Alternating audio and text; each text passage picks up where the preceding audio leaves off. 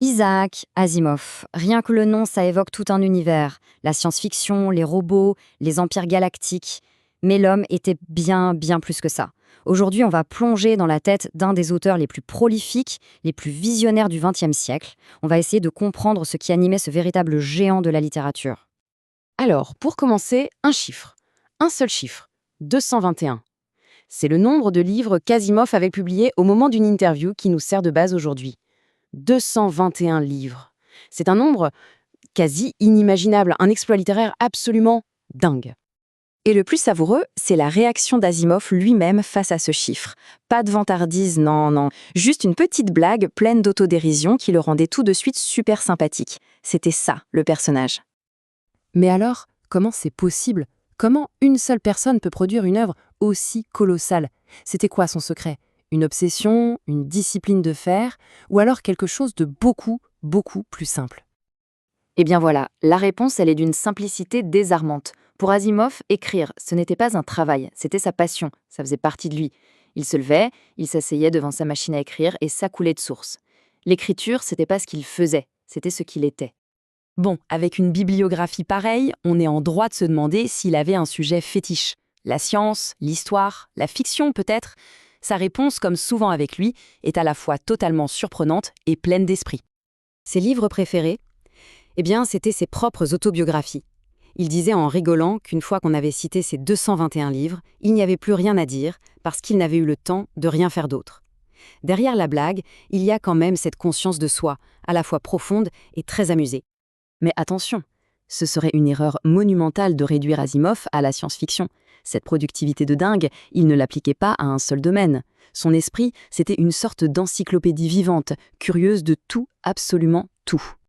Il suffit de jeter un œil à l'étendue de sa curiosité. Ça allait de la vulgarisation scientifique aux enquêtes policières, en passant par des poèmes humoristiques, l'histoire, l'analyse des textes de Shakespeare et même de la Bible. Franchement, rien ne semblait hors de sa portée. Un vrai polymathe des temps modernes.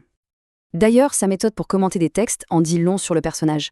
Pour lui, annoter un livre, ce n'était pas juste mettre 2-3 commentaires dans la marge. Non, c'était un vrai dialogue, une analyse tellement poussée que ses propres notes finissaient par être plus longues que le texte original.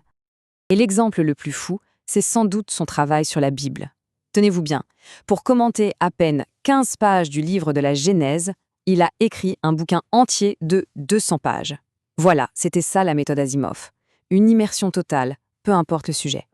Bien sûr, on ne pouvait pas faire cette analyse sans parler de science-fiction. C'est le genre qui l'a rendu célèbre dans le monde entier. Et ce qui est fascinant avec lui, c'est que la frontière entre son imagination et la réalité à venir était souvent étonnamment floue. Dans ses nouvelles, il a imaginé des concepts qui, à l'époque, relevaient de la pure fantaisie, mais qui aujourd'hui font partie de notre quotidien. Les sorties dans l'espace, les ordinateurs de poche, les stations spatiales, c'est un peu comme si son imagination avait tracé la route de notre futur technologique. Et pourtant, il refusait catégoriquement le titre de prophète. Il insistait sur le fait que son but était bien plus simple, bien plus pragmatique. Il écrivait juste des histoires pour payer ses études. Pour lui, si ses visions se sont réalisées, eh bien, c'était une pure coïncidence. Asimov, c'était aussi un regard très critique sur son époque. Par exemple, il regrettait que la course à l'espace soit juste une question de compétition politique avec l'Union soviétique, et pas un vrai désir d'exploration. Pour lui, marcher sur la Lune, ça aurait dû être le début de l'aventure, pas la fin du match. Mais Asimov ne s'est pas contenté d'imaginer l'avenir dans ses fictions. Oh non! Il a aussi fait des prédictions très claires sur l'évolution de nos technologies et de notre société. Et avec le recul, leur précision est absolument déconcertante. Il a anticipé par exemple les révolutions de la génétique avec une justesse incroyable. L'idée de modifier des gènes pour soigner des maladies comme le diabète, ça paraissait complètement fou à son époque et aujourd'hui c'est à la pointe de la recherche médicale. Et que dire de sa vision des communications? Les satellites, la fibre optique, les lasers, il a décrit avec une précision bluffante les fondations de notre Internet moderne. Il a même imaginé un monde où chacun pourrait avoir sa propre chaîne de télévision perso. Franchement, c'est la description parfaite de notre époque de youtubeurs et d'influenceurs, des décennies avant qu'ils existent. Bon, on a parlé de l'écrivain, du polymathe, du visionnaire, mais qui était l'homme derrière tout ça? Une petite anecdote personnelle nous en dit finalement très long sur sa personnalité et son sens de l'humour. Alors voilà l'histoire. Son autobiographie a été publiée en 2 volumes. Le truc, c'est que sa seconde femme, Janet, n'apparaissait que dans le 2e tome.